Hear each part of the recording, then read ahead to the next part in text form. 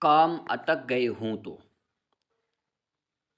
جائز حاجات اور کامیابی اور دشمنوں کی مغلوبی کے لیے وظائف پڑھیے۔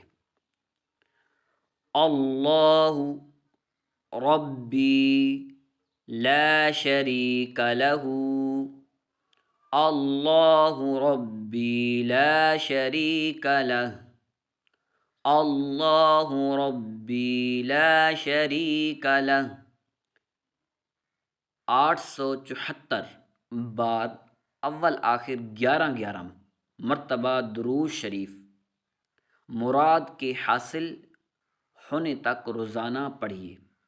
وقت کی کوئی قید نہیں، باوضو قبلہ رو دو زانوں بیٹھ کر پڑھیے اور اسی کلمے کو اٹھتے بیٹھتے چلتے پھرتے وضو بے وضو ہر حال میں بے گنتی